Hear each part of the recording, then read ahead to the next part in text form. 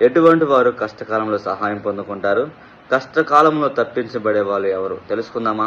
పరిశుద్ధ గ్రంథము నుంచి కీర్తన గ్రంథము 41వ అధ్యాయములో 1-2 వచనాలు చూసుకున్నట్లయితే, బేదలను కటాక్షించేవాడు ధన్యుడు, ఆపత్కాలమందు యెహోవా వానిని తప్పించును, యెహోవా వానిని కాపాడి బ్రతికించును.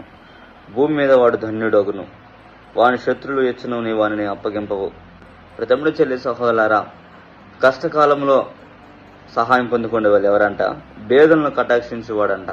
బేదలను కటాక్షించేవాడు కష్టకాలంలో సహాయం పొందుకుంటాడు, వాడు ధన్యుడు.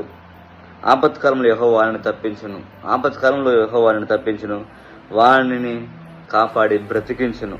తమ్ముడు చెల్లి సహోదరులారా, వాడు ధన్యుడు అంట. ఎవరు ధన్యుడు అంటే బేదలను కటాక్షించేవాడు. ఈరోజు మరి బేదలు అనగా వ్యత్యాసము మనిషి దగ్గర కాదు, కానీ డబ్బు తక్కువ ఉన్నవారి కాడ బేదలు, లేని వారి కాడ బేదలు, కులమును మతమును ఇక్కడ దేవుడు సంబోధించట్లేదు. కానీ ఆపత్కాలంలో ఉన్నవాడు భేదవాడుగా ఉన్నాడు, కష్టకాలంలో ఉన్నవాడు భేదవాడుగా ఉన్నాడు. అంటే కష్టం ఒక్కటే ఇక్కడ భేదమైన సహాయం కోసం ఎదురు చూస్తున్న వారు భేదలుగా ఇక్కడ తెలియజేస్తున్నారు తప్ప, ధనములోనో కులములోనో మతములోనో ప్రాంతములోనో ఈడు అంటరాని వాడనో భేదవాడు అనట్ల. ప్రతిమను చెల్లి సహోదరుల, ఎవరైతే కష్టగుండా ఆపదగుండా సహాయం పొందుకోని వాడో వాడిని ఇక్కడ భేదవాడుగా, సహాయం లేనివాడుగా ఉన్నాడుగా, భేదవాడుగా ఉన్నట్టుగా తెలియజేస్తున్నాడు తప్ప అనేకమైన వ్యత్యాసాలు ఇక్కడ చూపించట్లేదు. అయితే ప్రతిమను చెల్లి సహోదరులరా, ఎలాంటి వారు కష్టకాలంలో సహాయం పొందుకుంటారంటే, ఈ కీర్తనకాడు వర్ణిస్తున్నాడు, దేవుని యందు నమ్మిక ఉంచి మేలు చేయము. కీర్తన గ్రంథం 37వ అధ్యాయంలో 3వ వచనం ఉన్నది. యెహోవా యందు నమ్మిక ఉంచి మేలు చేయము, దేశముంచి నివసించిన సత్యమును అనుసరించము అని తెలియజేస్తున్నాడు.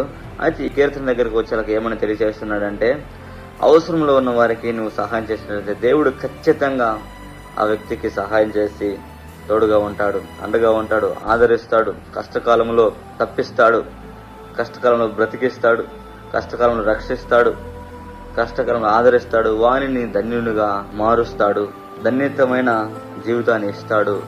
నిన్ను వల్ల నీ పొరుగు వారిని ప్రేమించి మనసు నీలో ఉంటే చాలు, ఆయన ఖచ్చితంగా నీ కష్టకాలంలో నీ అవసరతలో తోడుండి విడిపిస్తాడు, రక్షిస్తాడని తను అనుభవాల నుంచి తెలియజేస్తున్నాడు. ప్రతిమను చెల్లి సహోదరులారా, యేసు ప్రభు ఒక మాట మనతో మాట్లాడుతున్నాడు ఈ సమయాన. ఏం మాట అనగా, లోకాసు వార్తలో 6వ అధ్యాయంలో 31వ వచనంలో ఉంటుంది, మనుషులు మీకు ఎలాగ చేయాలని మీరు కోరుదురు, అలాగనే మీరు వారికి చేయండి. మీ వారికి, మీ కుటుంబీకులకి, మీ సహోదరులకి, మీ స్నేహితులకి, మీ రక్త సమ్ములకి.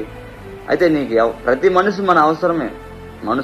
నువ్వు ప్రతి మనిషి దగ్గర ఎలా నువ్వు సహాయం పొందాలని ఆశిస్తున్నావో అలాంటి సహాయమే నువ్వు కాని వారికి చేయమని దేవుడు తెలియజేస్తున్నాడు. అలాంటి వారే ధన్యులుగా మార్చబడతారు, అలాంటి వారే రక్షించబడతారు, అలాంటి వారే విడిపించబడతారు, అలాంటి వారి జీవితాలు ఆశీర్వదించబడతాయి, అలాంటి వారి జీవితాలే మేలుకరంగా ఉంటాయి. నీవు సహాయం చేస్తే నీకు సహాయం వస్తుందని ఈ కీర్తనకారుడు వర్ణిస్తున్నాడు. అదేవిధంగా లోకాసు వార్తలోనే 6వ అధ్యాయంలోనే 35వ వచనంలో అద్భుతమైన ఒక మాట ఉండొచ్చు, చదువుదామా? మీరైతే ఎట్టి వారి గురించి నిరాశ చేసుకొనక మీ శత్రువులను ప్రేమించండి, మేలు చేయండి, అప్పు ఇయ్యండి, అప్పుడు మీ ఫలం గొప్పదవును. మీరు సర్వోన్నతుని కుమారుడు అందరూ. ఆయన కృతజ్ఞత లేని వారి ఎడల, దుష్టుల ఎడల ఉపకారి అయి ఉన్నాడు. 38వ వచనం చూడండి, క్షమించండి అప్పుడు మీరు క్షమించబడదురు, ఇయ్యండి అప్పుడు మీకు ఇవ్వబడను. తమ్ముడు చెల్లి సహోదరులారా, మీరు సహాయము చేసి చూడండి, మీరు ధన్యులుగా సహాయాలు పొందుకుంటారు, ధన్యతకరమైన వారుగా మీరు భూమి మీద జీవిస్తారు, బ్రతుకుతారు. యెహోవా వారిని బ్రతికించుటకు సమర్థుడు, శక్తివంతుడు అని తెలియజేస్తున్నాడు. నిన్ను వల్ల నీ పొరుగు వారిని ప్రేమించి చూడు, నిన్ను వల్ల నీ పొరుగు వారికి సహాయం చేయి అని మనం రెఫరెన్సులు, లేఖనములు విన్నాం కదా. అలానే తన పొరుగు వారి కోసం, తన స్నేహితుల కోసం, తన బిడ్డల కోసం, తాను బేదలుగా పాపములు పడిపోయిన ప్రతి ఒక్కరి కోసం తను ఆ బేదతనాన్ని, ఆ కష్టకాలాన్ని తొలగించడానికి తాను కలవరుసులో రక్తాన్ని కార్చి మనల్ని ధన్యులుగా మలిచాడండి ఆ ప్రభు అయిన యేసుక్రీస్తు ప్రభు. కాబట్టి ఈరోజు ఆయన మనస్సు మనం కలిగి ఉన్నట్లయితే కష్టకాలంలో తప్పించబడతాం, కష్టకాలంలో సహాయాన్ని పొందుకుంటాం.